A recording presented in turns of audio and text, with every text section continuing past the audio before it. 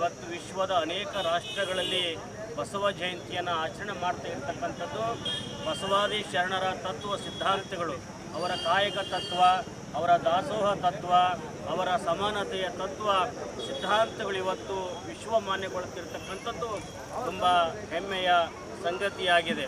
ಬಸವಣ್ಣನ ಧರ್ಮ ಅತ್ಯಂತ ವೈಚಾರಿಕ ವೈಜ್ಞಾನಿಕವಾಗಿರುವಂಥ ಧರ್ಮ. ಬಸವಣ್ಣನ ಕಾಲಘಟ್ಟದಲ್ಲಿ ಅನೇಕ ಲಕ್ಷದ ಮೇಲೆ 96 ಸಾವಿರ ಗಣಗಳು, ಶರಣ ಗಣಗಳು ಅನುಭವ ಮಂಟಪದ ಮೂಲಕವಾಗಿ ವಚನಗಳನ್ನು ರಚನೆ ಮಾಡಿ ಸಮಾಜದಲ್ಲಿರ್ತಕ್ಕಂತಹ ಮೌಢ್ಯತೆಯನ್ನು, ಅಂಧಶ್ರದ್ಧೆಯನ್ನು, ಜಾತಿ ವ್ಯವಸ್ಥೆಯನ್ನು ಇವುಗಳ ವಿರುದ್ಧವಾಗಿ ವಚನಕಾರರು ಹೋರಾಟವನ್ನು ಮಾಡ್ತಾರೆ.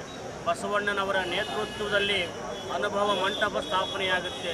ಅನೇಕ ಕಡೆಯಿಂದ ಶರಣೆಯರು ಕಲ್ಯಾಣಕ್ಕೆ ಅನುಭವ ಮಂಟಪಕ್ಕೆ ಬಂದು ವಚನಗಳನ್ನು ರಚನೆ ಮಾಡಿ ಒಂದೊಂದು ಕಾಯಕವನ್ನು ಮಾಡಿ ಇವತ್ತು ನಮಗೆಲ್ಲರಿಗೂ ಅವರು ಮಾರ್ಗದರ್ಶಿಯಾದಂಥವರು.